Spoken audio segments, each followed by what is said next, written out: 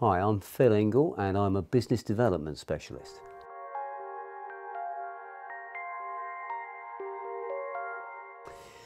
Well, I've got a number of areas of speciality, but in particular what I do is I help people understand more about the money side of business, and that's particularly in terms of what they've got to do with their business to help improve its financial performance.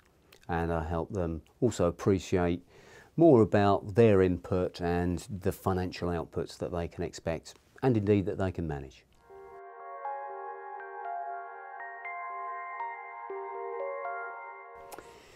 Most of the issues and questions that I work on come down to either helping people understand the financial side of business, but it's also helping people develop themselves so that they can develop their business.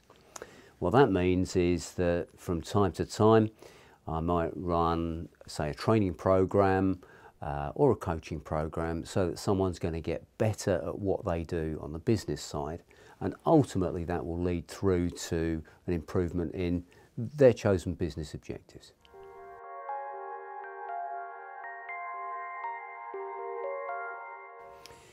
I think I help my clients resolve a number of questions, and different clients ask me different ones. But a recurring theme that comes out from my clients is, Phil, what can we do so that we're going to be more efficient and we're going to be better placed for the future?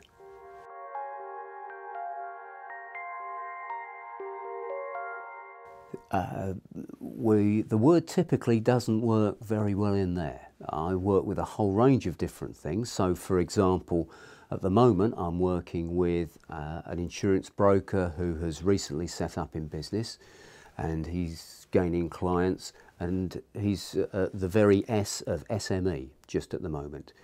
But then also this week I've been working with a large motor manufacturer in the Midlands. I also work with Fortune 500 sized companies, for example, in the pharmaceutical sector, and also work in the public sector. I'm currently on assignments with a county council in the UK, and I also work with NHS trusts as well.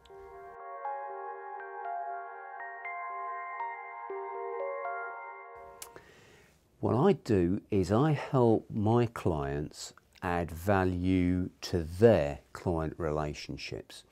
And the way that I do that is I help them get better at what they're doing and the way they're running their businesses. That's in terms of how they're going about gaining new clients or selling their products and services. But I also help them get better in terms of the way they're managing their business so that they are increasing productivity from their people, they're getting more efficient and effective at their processes, and of course they're bringing in the financial results they need to.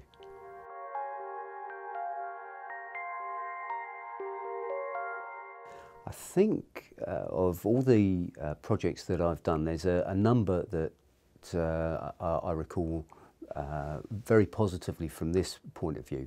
One of the projects I worked on a couple of years back was working for a company that builds wind farms. And they'd got great technology, superb expertise, and very good finance people who understood the finance side of things.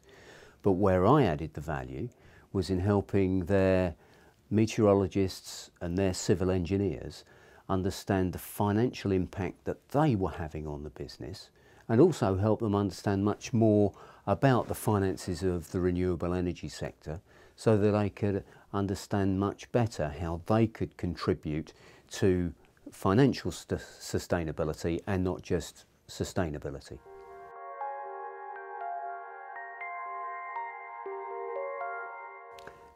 In 3 words, what I do is empower business development. If I added a sentence to that, what I'm doing is I'm improving the performance of people so that they can improve the performance of their business.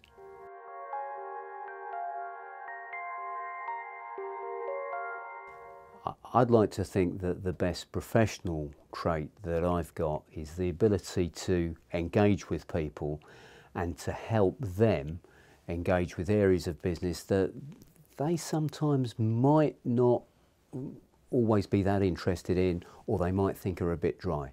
And I can make some of the harder business skills live and breathe and get people interested in those things.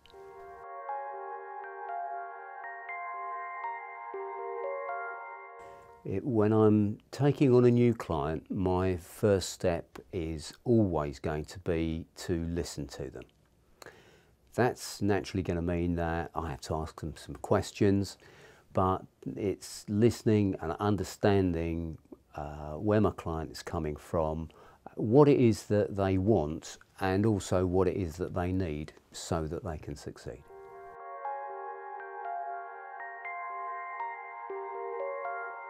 Well, the differences between training and coaching can be defined in a number of ways.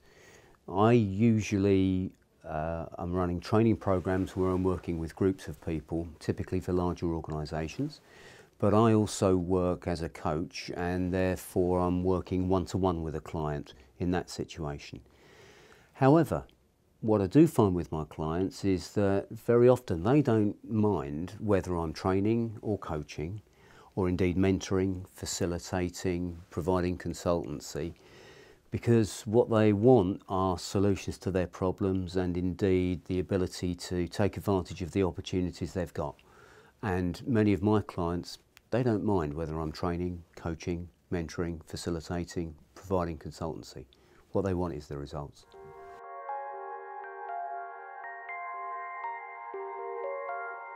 Well, I am based in the Midlands in the UK, so I look after a lot of people throughout the UK, but I also help clients overseas as well, and indeed I've presented training programs I think in every country across Europe and indeed also in Eastern Europe, and I've also worked on training assignments in the US, both on the East Coast and the West Coast.